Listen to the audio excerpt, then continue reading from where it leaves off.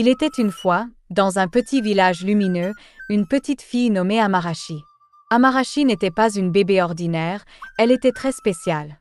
Sa mère, Olu, l'avait portée dans son ventre pendant 11 mois entiers, ce qui est beaucoup plus long que la plupart des mères ne portent leur bébé. Tout le monde dans le village en parlait en disant « Waouh, c'est vraiment long ». C'était une nuit sombre et orageuse quand Amarashi a décidé qu'il était temps de dire bonjour au monde. Olu était chez elle et la pluie tombait comme si elle lavait le monde entier. Le tonnerre était fort et les éclairs illuminaient le ciel, mais à l'intérieur, Olu n'était pas seule. Elle avait Taoka, une sage-femme gentille pour l'aider. Quand Amarashi est née, elle était différente, elle avait quelque chose de très spécial. Amarashi avait des parties intimes masculines et féminines, ce qui n'est pas très courant. Olu et son mari avaient peur car ils ne savaient pas ce que cela signifierait pour Amarashi. Ils l'aimaient tellement et voulaient qu'elle soit heureuse et en sécurité. Alors, Olu et son mari ont chuchoté à Aoka « S'il te plaît, garde cela secret. Nous te donnerons un morceau de terre si tu promets de ne le dire à personne. » Aoka a regardé la petite Amarashi, toute petite et parfaite, et a hoché la tête. « Je promets, a-t-elle dit. Le secret d'Amarashi est en sécurité avec moi. » Ainsi, la vie d'Amarashi a commencé avec ce petit mystère enveloppé autour d'elle comme une couverture. Tout le monde dans le village attendait de voir comment ce bébé spécial, qui avait mis si longtemps à venir au monde, grandirait. Ils espéraient tous qu'elle serait heureuse et ils étaient excités de la voir grandir. Dans le petit village lumineux, la petite Amarashi a commencé à grandir. Tout le monde remarquait à quel point elle était calme et timide. Elle aimait jouer près de chez elle et n'allait pas au ruisseau du village comme les autres enfants. Quand il était temps de se baigner, Amarashi trouvait un petit coin à l'écart de tout le monde où personne ne pouvait la voir. Amarashi était aussi très discrète sur d'autres choses, comme quand elle avait besoin de faire pipi, elle n'y allait pas s'il y avait d'autres personnes autour. À la place, elle attendait de trouver un endroit tranquille où personne ne la regardait. Les autres enfants pensaient qu'Amarashi était juste très timide. Ils chuchotaient. Amarashi aimait être seule, mais ils ne savaient pas pourquoi. Amarashi avait un grand secret sur la façon dont elle était née, un peu différente des autres enfants.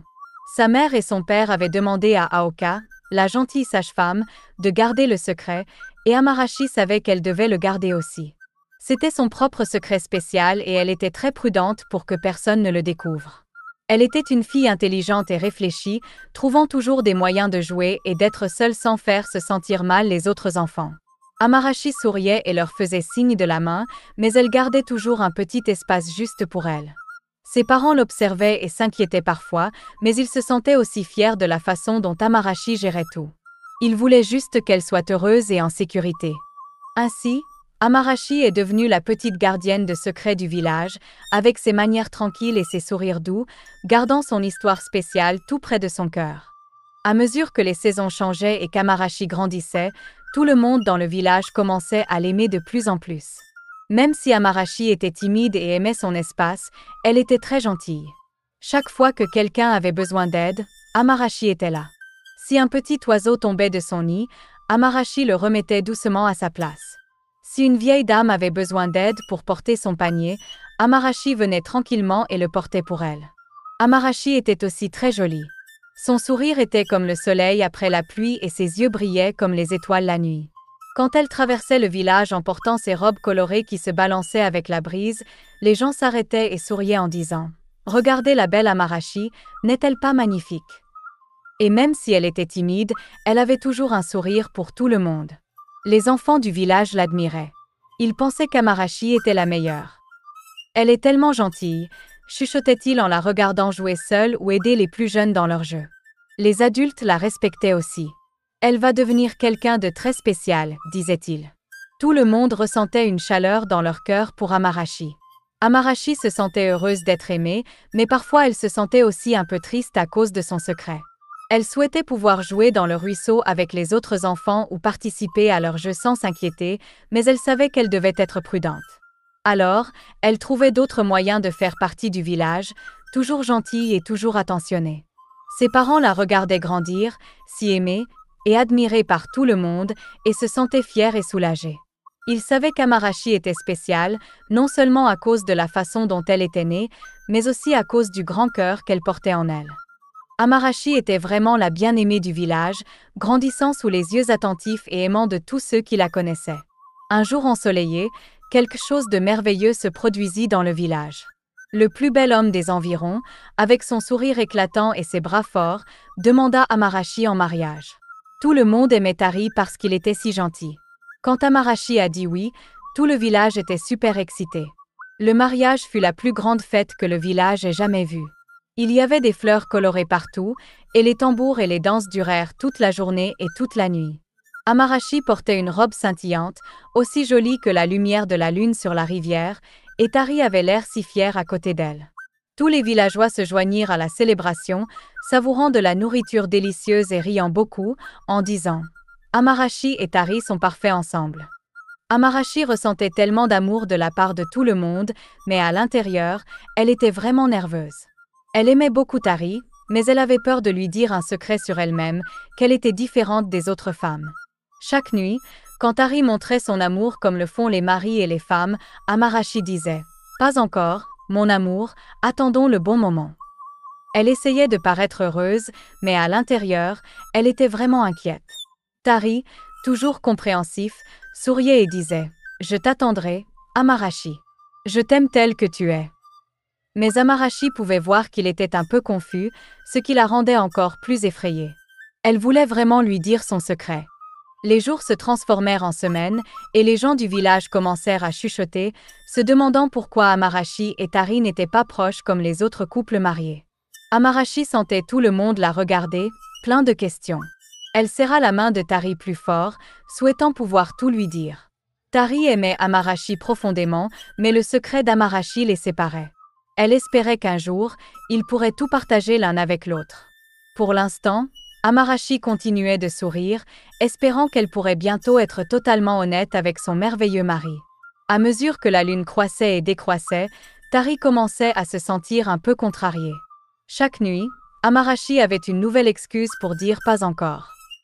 Tari aimait vraiment Amarashi, mais il devenait confus et un peu triste. Il ne comprenait pas pourquoi Amarashi, toujours souriante et tenant sa main, ne se rapprochait pas de lui comme le font les autres couples mariés. Un jour, Tari ne put plus garder ses soucis pour lui. Il alla voir les parents d'Amarashi, marchant lentement parce qu'il était très troublé. « J'aime tellement Amarashi, leur dit-il, mais je ne comprends pas pourquoi elle dit toujours que nous devons attendre. Y a-t-il quelque chose que je devrais savoir ?» Les parents d'Amarashi échangèrent des regards inquiets. Ils aimaient tous deux Amarashi et Tari, mais avaient promis de garder le grand secret d'Amarashi. « Nous comprenons ce que tu ressens, Tari, » lui dirent-ils gentiment. « S'il te plaît, sois patient avec Amarashi. Elle a ses raisons, et peut-être qu'elle te les dira quand elle sera prête. » Tari hocha la tête, mais il quitta la maison encore plus inquiet. Se sentant vraiment confus, Tari alla parler aux anciens du village, espérant qu'ils pourraient lui donner des conseils. « Je suis troublé, leur confia-t-il, parce qu'Amarashi et moi ne sommes pas encore complètement mariés dans tous les sens du terme. Je respecte ce qu'elle veut, mais j'ai aussi besoin de comprendre ce qui se passe. » Les anciens écoutèrent sérieusement et hochèrent la tête pendant que Tari parlait, mais dans un petit village comme le leur, il ne fallut pas longtemps pour que les chuchotements commencent. Bientôt, tout le monde parlait. « Tari et Amarashi ne sont pas encore proches, chuchotait-il. Amarashi ne laisse pas Tari la toucher, encore moins faire l'amour avec elle. » Les chuchotements devinrent de plus en plus forts et se répandirent dans tout le village. Tout le monde avait quelque chose à dire ou à deviner à ce sujet, mais ils essayaient de baisser la voix parce qu'ils tenaient toujours beaucoup à Amarashi. Amarashi ressentait le changement dans la façon dont les gens la traitaient. Chaque jour, elle se sentait de plus en plus inquiète en remarquant les regards curieux et en entendant les chuchotements qui s'arrêtaient quand elle passait. Son secret, qu'elle avait gardé si soigneusement, ressemblait maintenant à une énorme tempête prête à éclater sur elle. Tari, voyant Amarashi devenir de plus en plus distante, se sentait vraiment déchiré. Il était frustré parce qu'il voulait être proche d'elle, mais il ne voulait pas non plus la pousser à s'éloigner. Le bonheur qu'il ressentait le jour de leur mariage semblait si loin maintenant, caché derrière toutes les discussions silencieuses et les regards inquiets. Un après-midi chaud, alors qu'Amarashi se promenait dans le village, elle pouvait sentir que tout le monde la regardait. Les chuchotements et les conversations silencieuses étaient devenus trop pour elle. Elle avait besoin de partager son grand secret avec quelqu'un qui comprendrait. Amarashi décida d'aller voir son amie d'enfance, Kashi, qui était toujours gentille et douce. Quand Amarashi arriva, Kashi la serra dans un grand câlin chaleureux et vit tout de suite que quelque chose n'allait pas. « Qu'est-ce qui te tracasse, Amarashi ?» demanda-t-elle. Amarashi était nerveuse et sa voix tremblait un peu en commençant à parler. « Kashi, je dois te dire quelque chose de vraiment personnel. Tu dois promettre de le garder juste entre nous. » Kashi hocha la tête sérieusement. « Tu as ma promesse, Amarashi. Qu'est-ce qui se passe ?» Amarashi prit une profonde inspiration et raconta son secret à Kashi. Elle expliqua qu'elle était née différente, avec des parties intimes masculines et féminines, et comment cela rendait difficile d'être complètement elle-même avec Tari. Kashi écouta avec un regard surpris mais bienveillant. « Oh Amarashi, chuchota-t-elle, c'est un grand secret à porter, mais tu es toujours la merveilleuse Amarashi que je connais. Ton cœur est gentil et ton esprit est fort. » Amarashi se sentit un peu mieux après avoir raconté son secret à Kashi, comme si un petit poids avait été enlevé de ses épaules. Elle serra Kashi dans ses bras, reconnaissante pour la gentillesse de son amie. En quittant la maison de Kashi, Amarashi se sentait un peu plus légère, mais toujours inquiète de ce qui pourrait se passer ensuite. Cependant, à mesure que le jour se transformait en soirée, le secret qu'Amarashi avait partagé commença à se répandre. Kashi, se sentant dépassée par ce qu'elle avait appris, finit par en parler à sa famille. Elle leur demanda de garder le secret, mais c'était trop intriguant pour ne pas être partagé. Peu à peu, le secret se propagea dans le village comme le vent à travers les feuilles. Chacun ajoutait ses propres suppositions et pensées, et bientôt tout le village bourdonnait de la nouvelle. « As-tu entendu parler d'Amarashi » chuchotait-il près du puits et au marché. « Elle est différente, elle a les deux parties. » Les rumeurs volaient autour du village, atteignant chaque coin. Certains avaient de la peine pour Amarashi, d'autres étaient étonnés, et quelques-uns la regardaient de haut. Amarashi pouvait sentir que les attitudes des gens envers elle avaient changé. Ils ne la regardaient plus de la même manière, leurs yeux étaient maintenant pleins de questions. Tari entendit aussi les rumeurs et ressentit un mélange de colère et de tristesse. Il aimait Amarashi quoi qu'il arrive, mais il était contrarié qu'elle ne lui ait pas fait confiance pour lui révéler son secret. La vie d'Amarashi changea du jour au lendemain à cause des rumeurs. La fille autrefois aimée de tous dans le village était maintenant au centre des commérages et des spéculations, son secret le plus profond partagé avec le monde sans son consentement. Au fil du temps, les rumeurs sur Amarashi devinrent plus froides et plus blessantes. Au lieu des sourires habituels et des salutations amicales, les gens détournaient le regard et chuchotaient quand elle passait. Le grand secret d'Amarashi était révélé, et cela changea la façon dont tout le monde la voyait. Le respect et l'admiration se transformèrent en quelque chose de bien plus froid. Tari était également très contrarié. Il se sentait trahi parce qu'Amarashi ne lui avait pas dit une vérité très importante sur elle-même. Il l'aimait beaucoup, mais il était aussi en colère et confus. Toutes les discussions autour du village rendaient les choses encore plus difficiles. Un soir, avec un cœur très lourd, Tari dit à Amarashi « Je pense que tu devrais rester ailleurs pendant un moment, juste jusqu'à ce que les choses se calment. » Amarashi fut dévastée par les mots de Tari. Leur belle maison, autrefois pleine de bonheur et de rêves, semblait maintenant si vide et froide. Elle fit ses bagages discrètement et partit alors que la soirée se transformait en nuit. Amarashi trouva une petite cabane cachée à la lisière du village, entourée de buissons épais et de saules pleureurs. Là, elle essaya de trouver un peu de paix, loin de tous les regards et des murmures. Cette petite cabane devint son refuge, un endroit où elle pouvait être seule avec ses pensées. Mais même dans sa retraite tranquille, Amarashi ressentait la douleur d'être rejetée. Le bonheur qu'elle ressentait autrefois avait été remplacé par une sagesse plus profonde et plus triste. Elle passait ses journées à marcher seule dans la forêt, parlant aux oiseaux et trouvant un peu de réconfort dans les sons du vent dans les feuilles. Pourtant, la solitude la collait comme un brouillard sur l'herbe.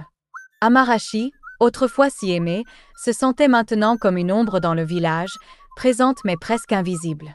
Être repoussée par ses amis et voisins lui faisait beaucoup de mal, car c'étaient les mêmes personnes avec qui elle avait grandi. Au fil des saisons, le village fit face à une terrible sécheresse.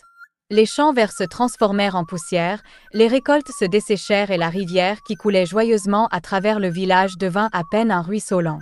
Les villageois regardaient, impuissants, leurs réserves de nourriture diminuaient de plus en plus. La nuit n'apportait aucun réconfort, mais plutôt des sons étranges et effrayants. Des ombres semblaient se déplacer toutes seules et des cris étranges flottaient dans l'air, faisant frissonner même les plus courageux des villageois. Personne ne pouvait bien dormir, et une peur profonde se répandit dans le village comme un sombre brouillard. Se sentant désespérés, les anciens du village se réunirent sous le grand baobab. Ils étaient profondément inquiets et décidèrent de demander de l'aide à l'oracle. L'oracle était une personne sage qui pouvait parler aux dieux. Le cœur plein d'espoir, ils allèrent à sa hutte à la lisière du village. À la lueur vacillante des torchers et l'odeur épaisse de l'encens, l'oracle écouta leurs préoccupations. Après une longue pause tendue, il parla d'une voix profonde qui remplissait la pièce. « Les dieux sont en colère, dit-il. Notre monde est déséquilibré. Seule une femme pure et intacte peut rétablir l'équilibre et ramener la pluie et la paix. » Les anciens se regardèrent, inquiets. Ils devaient trouver quelqu'un de pur pour le sacrifice, mais l'oracle laissa aussi entendre que quelque chose de mauvais pourrait arriver à cette personne. Désespérés, ils choisirent de ne pas dire cette partie aux villageois. À leur retour, les anciens convoquèrent tout le monde à une grande réunion autour du feu de camp. Les visages des villageois montraient de la peur et de l'inquiétude alors qu'ils se rassemblaient. « Qui prendra cette énorme tâche? Qui fera le sacrifice ?» murmuraient-ils entre eux. Ils commencèrent à chercher une jeune fille vierge qui pourrait les aider, mais à leur surprise, aucune jeune fille dans le village n'était encore vierge. Toutes avaient été touchées et n'étaient plus pures. Après une longue recherche, les anciens convoquèrent à nouveau une réunion et déclarèrent qu'ils n'avaient pas de solution et que les difficultés pourraient continuer jusqu'à ce que les dieux décident de leur sourire à nouveau.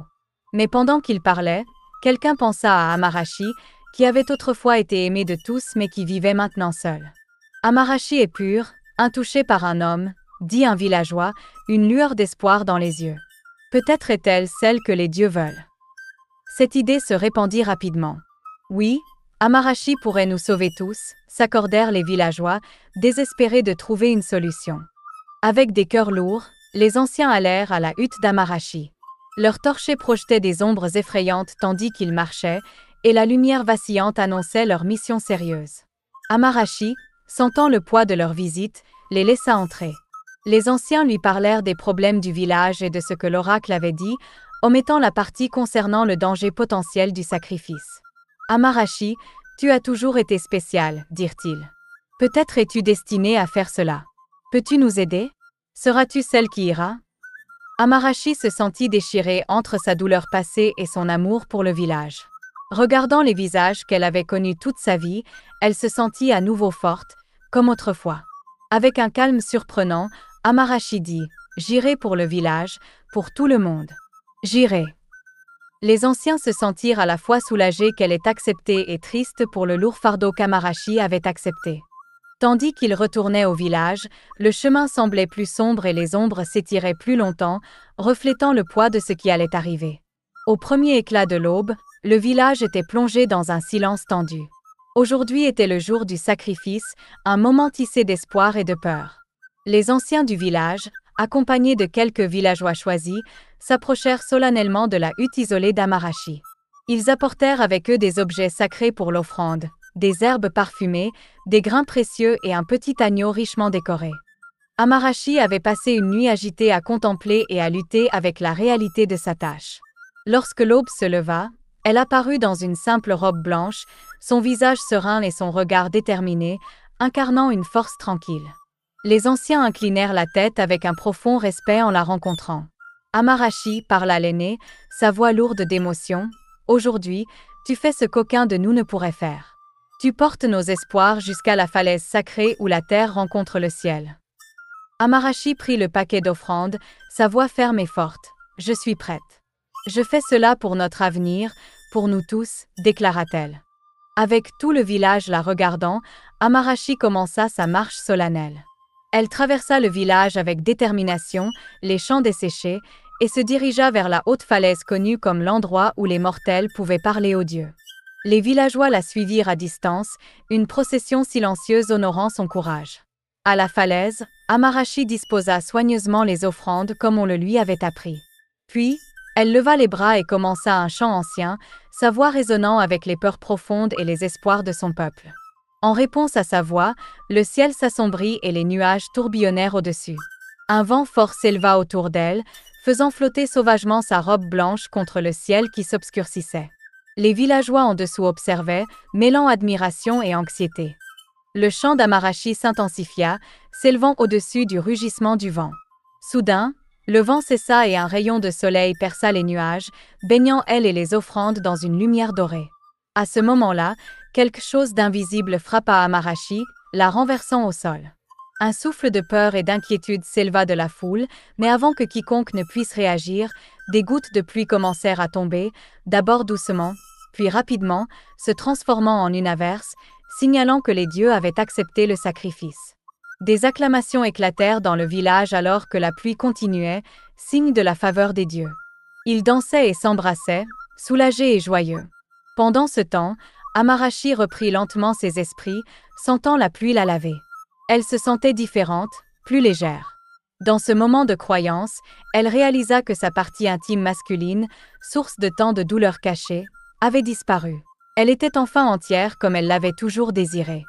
Ressentant un immense soulagement et bonheur, Amarashi toucha son ventre, trouvant seulement le tissu doux de ses vêtements. Des larmes coulèrent sur ses joues, non de douleur ou de tristesse, mais d'un profond sentiment de liberté. Elle se tourna vers les anciens et les villageois, souriant largement. « C'est parti », annonça-t-elle joyeusement. « La partie de moi qui apportait tant de peur, c'est parti. » Les villageois étaient stupéfaits et leur surprise se transforma rapidement en acclamation. La pluie continue semblait purifier les derniers doutes ou peurs, marquant un nouveau départ non seulement pour Amarashi, mais pour tous. Amarashi étant soutenue par les anciens, retourna vers le village, plus légère et plus libre à chaque pas. Ceux qui étaient restés derrière virent le changement en elle et le bonheur dans ses yeux. Bientôt, tout le village était en effervescence et tout le monde vint voir la femme qui avait tant donné et qui avait été transformée par une touche divine. « Regardez-la » s'écriait-il avec étonnement. Amarashi a été bénie par les dieux. Ils se pressèrent autour d'elle, touchant ses mains et ses épaules, comme pour s'assurer qu'elle était bien réelle et que le miracle avait vraiment eu lieu. Amarashi s'adressa à tout le monde, sa voix forte malgré son récent calvaire. « Les dieux ont accepté notre offrande », expliqua-t-elle. « Ils nous ont donné la pluie et m'ont béni avec un changement qui m'a libérée de ma douleur cachée. Commençons ensemble une nouvelle vie, dans l'unité et l'acceptation. » Les yeux des villageois se remplirent de larmes de joie et de soulagement. Tari, ému et rempli d'une nouvelle compréhension, s'avança et prit les mains d'Amarashi. « Amarashi, tu es vraiment incroyable. Peux-tu pardonner mes doutes et mon impatience d'autrefois ?» Amarashi, son cœur aussi ouvert que le ciel clair au-dessus, sourit et étreignit Tari. « Il n'y a rien à pardonner, murmura-t-elle. Aujourd'hui, nous avons tous les deux changé. » La célébration cette nuit-là fut unique. Plus qu'un festin, c'était une célébration de l'esprit et de la communauté. Les chants et les danses continuèrent toute la nuit, alors que tout le monde, jeunes et vieux, célébrait l'incroyable transformation d'Amarashi et le renouveau de leur terre. Debout à côté de Tari, Amarashi sentit la chaleur de la communauté l'envelopper comme une douce couverture. Elle savait que sa vie serait désormais différente, remplie de nouveaux défis et joies, mais elle était prête à les affronter. Les dieux lui avaient fait un cadeau et elle l'honorerait en vivant sa vie la plus authentique, entourée d'un village qui avait embrassé le pouvoir de l'acceptation et de l'amour. Dans les jours qui suivirent l'incroyable transformation d'Amarashi, le village bouillait d'un sens renouvelé de l'unité et de la joie. La récente pluie n'avait pas seulement ravivé leur terre assoiffée, mais avait aussi aidé à développer une compréhension et une acceptation plus profonde parmi les villageois. Amarashi, qui avait autrefois été isolée et incomprise, était maintenant célébrée au centre de la communauté villageoise, sa bravoure et sa résilience brillant de mille feux. Émue profondément par le courage d'Amarashi et les changements significatifs qu'elle avait subis, Tari s'approcha d'elle avec un cœur débordant d'amour et de respect. Devant tout le village, il proposa à nouveau à Amarashi. Cette fois, il comprenait pleinement son parcours et la véritable essence de son être. « Amarashi, dit-il en tenant tendrement ses mains, tu nous as tous appris la force et le sacrifice. Je demande non seulement ta main en mariage, mais aussi ton pardon. Je promets de rester à tes côtés pour toujours. » Des larmes de bonheur dans les yeux, Amarashi accepta la proposition de Tari. Leur deuxième mariage fut une magnifique célébration de leur engagement renouvelé et du soutien du village. Ce fut plus qu'une simple union de deux personnes, c'était une célébration commune de la résilience et de la victoire de l'acceptation sur la peur et les préjugés. Alors qu'Amarashi et Tari échangeaient leurs vœux sous le ciel bleu clair, les villageois se rassemblèrent autour d'eux, leurs visages rayonnant de bonheur. Ils dansaient, chantaient et racontaient des histoires du courage d'Amarashi, la louant comme une héroïne. Les enfants jouaient joyeusement, leur rire se mêlant à la musique festive, tandis que les anciens discutaient des leçons précieuses qu'il avait apprises sur le pouvoir de l'acceptation et de l'unité. Amarashi était honorée non seulement comme une héroïne, mais aussi comme un symbole de dépassement de la peur et d'émergence plus forte. Elle devint un phare d'espoir pour tous ceux qui se sentaient différents ou incompris, une preuve vivante que les défis personnels peuvent conduire à un succès collectif. Pendant cette célébration, Amarashi prit un moment pour observer les visages de ses compatriotes villageois, des visages qui autrefois la regardaient avec suspicion mais qui montraient maintenant de la fierté et de la chaleur. Elle ressentit un immense sentiment d'appartenance, enfin reconnue et valorisée pour tout ce qu'elle était. La morale de l'histoire, ce conte nous enseigne que nous ne devons jamais rejeter ou sous-estimer les autres, car ils peuvent être exactement ce dont nous avons le plus besoin. Il souligne l'idée que l'aide aux autres conduit souvent à une aide inattendue en retour, illustrant l'interconnexion de la communauté et le pouvoir de l'acceptation. J'espère que vous avez apprécié cette histoire. Si c'est le cas, veuillez aimer la vidéo, la partager avec votre famille et vos amis, commenter et ne pas oublier de vous abonner à la chaîne et d'activer la cloche de notification pour plus d'histoires enchanteresses comme celle-ci. Au revoir.